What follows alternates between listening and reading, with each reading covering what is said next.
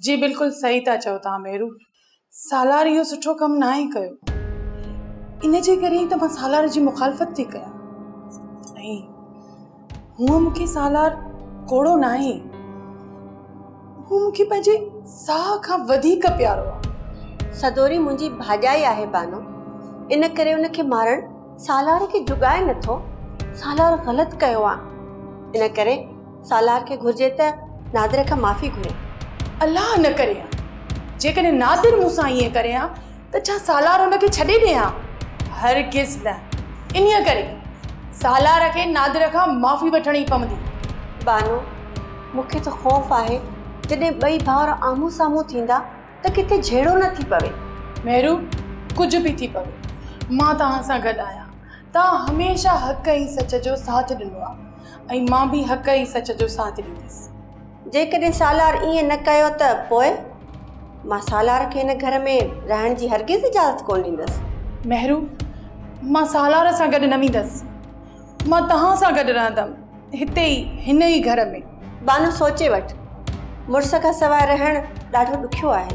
न मेरू, मां अव्हां सां गॾु आहियां। शाबाश बानो, हक़ जी ॿेड़ी लुॾंदी आहे पर ॿुॾंदी न आहे।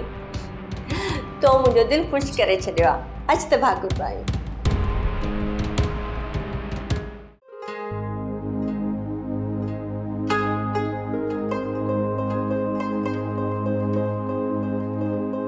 बाबा, तव्हां गुमसुम था लॻो, छा ॻाल्हि आहे? ख़ैर त आहे न? तव्हांजी तबियत त ठीकु आहे? हाँ पुट, मां बिल्कुलु ठीकु आहियां। मूंखे छा थींदो? मां त बठीअ में पची पची लाल थी वियो आहियां। मूंखे हाणे दर्द बि नाहे थींदो। त पोइ भला बाबा, ॻणती कंहिंजी अथई? सदोरी जी ॻणती अथमि बाबा। चवनि था त सदोरी सुभाणे अस्पताल मां घर ईंदी।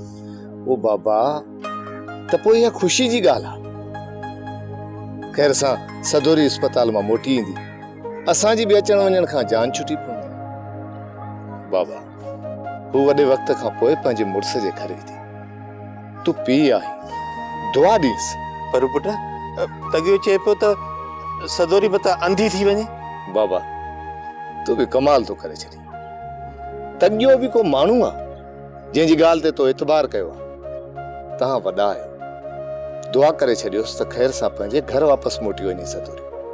हा पुट, मां त रबिल आलमीन खे सॼो ॾींहुं ॿाॾायां पियो, हे मुंहिंजा अल्लाह, मुंहिंजी सदोरी खे सिहत कामिला ॾे, हुनखे तंदुरुस्ती अता कर।